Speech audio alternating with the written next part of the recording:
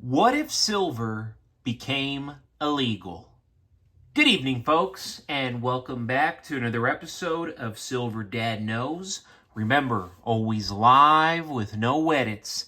If this is your first time here, hit that subscribe button now, as you're going to like what I'm about to say.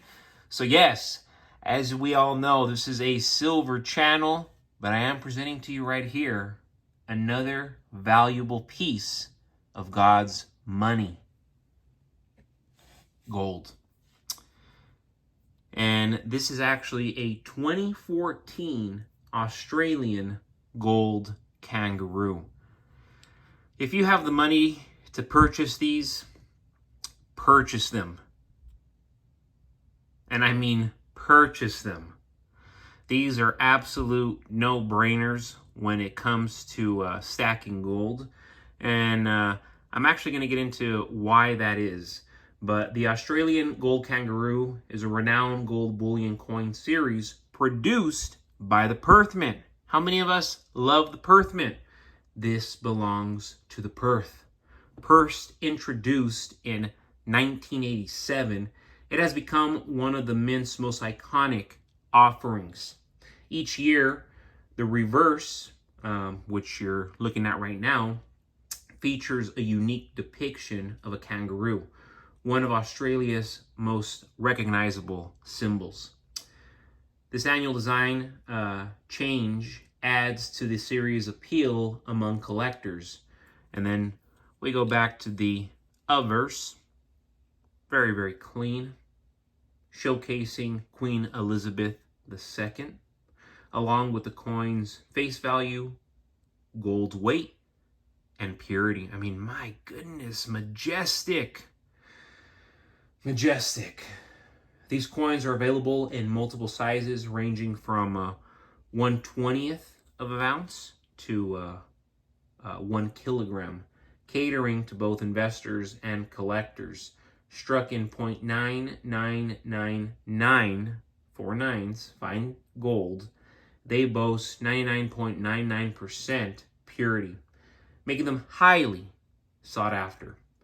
While they are legal tender in Australia, the real value is tied to their gold content and the prevailing market price rather than their face value. And of course, all of us who are in this game heavily, we know the rules.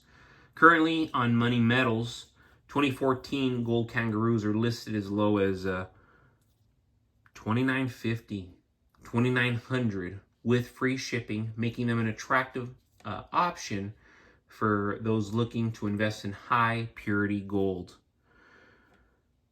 And of course, like I said, if you have the money, no brainers. Beautiful,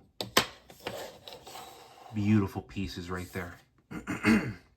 But yes, folks, going back to the topic of this episode, imagine waking up to the news that silver ownership has been outlawed. Governments desperate to control collapsing fiat currencies could claim that silver stacking undermines economic stability. Similar to the 1933 gold confiscation in the U.S., they might force citizens to surrender their silver holdings under the guise of financial security, national stability, or even environmental concerns.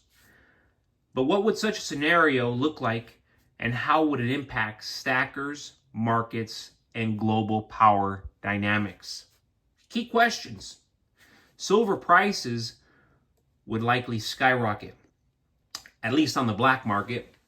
When something valuable becomes illegal, demand doesn't disappear. It moves underground. Just as gold continued trading in secret after its 1933 ban, silver would become a shadow currency for those unwilling to comply. Countries with looser regulations, like parts of Asia or Latin America, might see an influx of silver smuggling, and private transactions could thrive in underground markets. Confiscation would be a logistical nightmare. Unlike gold, which is often stored in large, trackable bars, silver is spread across millions of private owners. This is crucial, often in small denominations. on one of these individuals. Forcing compliance would require draconian enforcement, and many stackers would likely hide their holdings, much like people did with gold in the 1930s. The phrase, lost in a boating accident, we've all heard it, would take on a whole new meaning, you know. And I'm not trying to be funny there. I mean, it makes me laugh even saying that, but it would certainly take on a whole new meaning. Meanwhile, industrial sectors would face chaos. Silver is not just a store of value. It's an irreplaceable component in electronics, solar panels, and medical technology.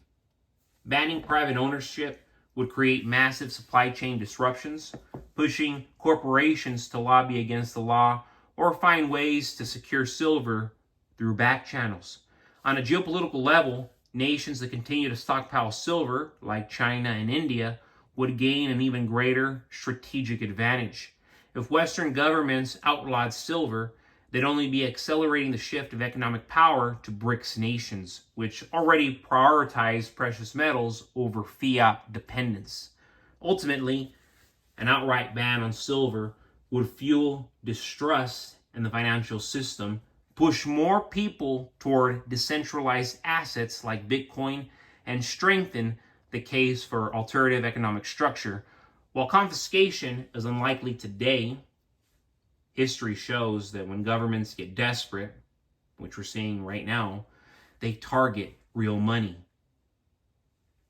Stack smart, diversify, and always be prepared for the unexpected. But folks, thank you so much for joining us for another evening, for another episode of Silver Dad Knows. God bless you. God bless your household. And as always, God bless America.